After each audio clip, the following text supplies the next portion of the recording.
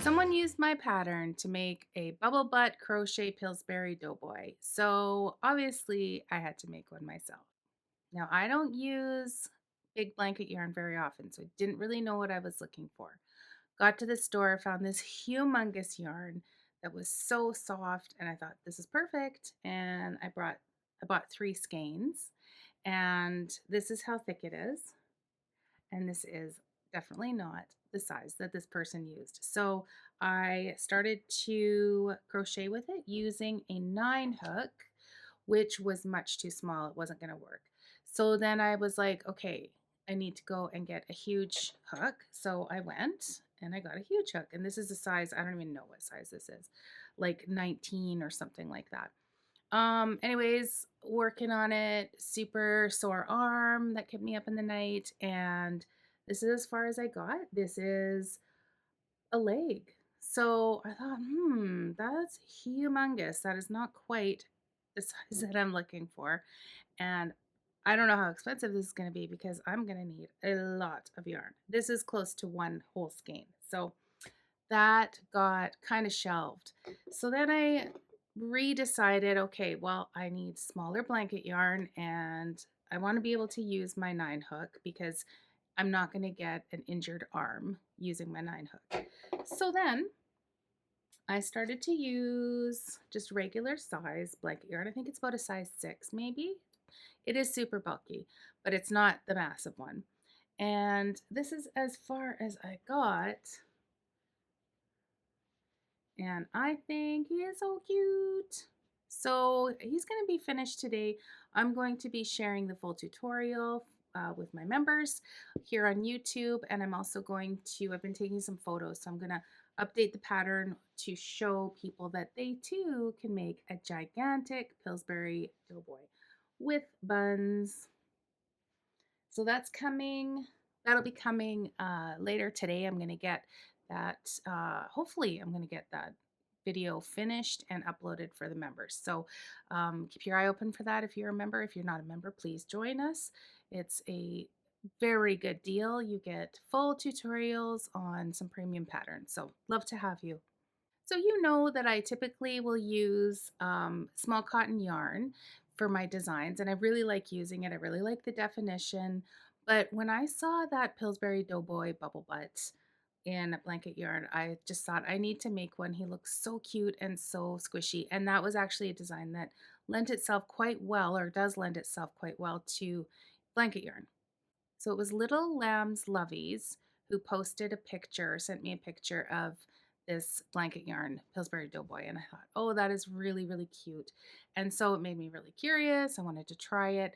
And I love seeing when you guys interpret my patterns in using different yarns or when you add mods, all of those things. It's super exciting. So that's why I decided to try it. So the good thing about using the blanket yarn on a pattern like the Pillsbury Doughboy is that it doesn't really alter the pattern itself. So I didn't have to do any modifications at all. I just used a bigger hook with the bigger yarn. Would I recommend making a Pillsbury Doughboy Bubble Butt crochet with blanket yarn? Yes, 100%. I think that this is going to be like a big winner. I can't wait to share the finished product with the community. So not every pattern lends itself well to blanket yarn, and that's just a fact. That's not being snobby. Some of the things that blanket yarn does really well, things like softness, speed. Because it's so big, it's usually quite quick to work up, and there's a really nice gift appeal with pieces that are made with plushie or blanket yarn because it's so soft and it's so squishy and huggable. There are a few things that blanket yarn actually hides, which can be positive or negative. So one thing that it does hide is structure of the stitch. You can't really tell necessarily that it's, a certain stitch. It sort of is so puffy that it sort of hides that. It hides facial detail. So if you're doing contouring, it can be lost using blanket yarn. And shaping nuances is another thing that can be lost. Now, the one thing about our bubble butt is that it's so prominent that you can, that you can really shape it.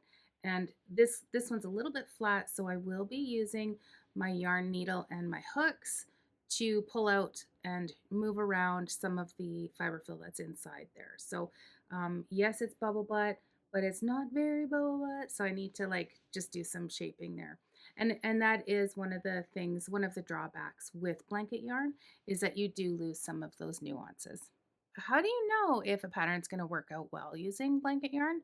Well, if it's something that's very shaped, like if you look at the shaping of it, if it's very contoured, I've seen some beautiful dolls that have, um, they have like cheekbones and chins, all of these really beautiful shaping that you need to have a smaller yarn, a tighter yarn, something that's not stretchy. That's the kind of yarn you would need for that. So you would definitely lose that if you were trying to use blanket yarn in a pattern like that.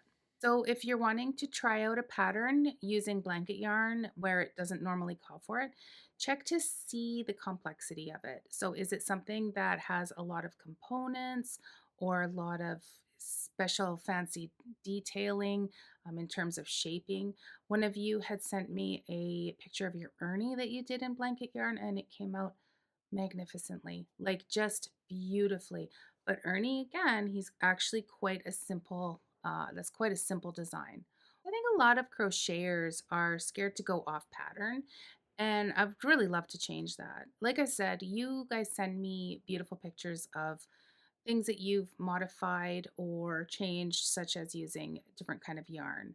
So I think why people are maybe afraid of changing patterns is this fear that they're going to somehow do it wrong or they're going to waste yarn. So first of all, there is no wrong. That's how you learn. Like that's how you develop, and you never know, you might end up with the most magnificent new pattern that the world needs, the crochet world needs.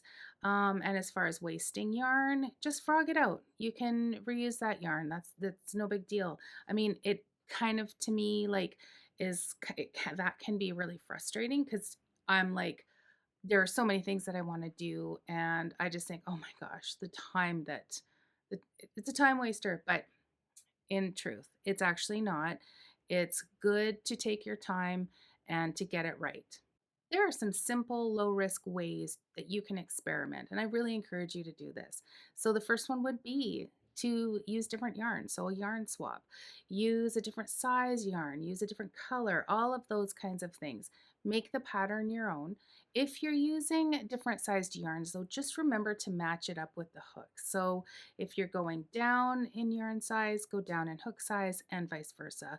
Another thing to consider is your reason for changing a pattern. So if you're wanting to use just plush yarn, that's cool. That's totally fine. A lot of people do. Like I really find that that's like seems to be the thing to use. I think because it's so quick to work up. If you're at a market, please keep in mind that it's great to have a showpiece piece, like like something that really showcases your skills and your passion. So often that isn't necessarily going to be something that's made out of plush. That might be something that's finer, got sort of tighter stitches and more shaping.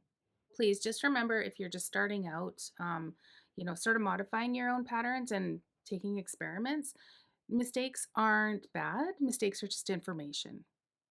And I've been crocheting for over 26 years, and I still am experimenting and doing all kinds of weird things with crochet. So I'm not here, and nobody should be within this realm telling you what you can and can't do with crochet. I am here to encourage you to experiment and use this art form, to express yourself, however that looks. Okay, that's it for today, guys. Have a wonderful day, and we'll catch you next time. See ya. Bye.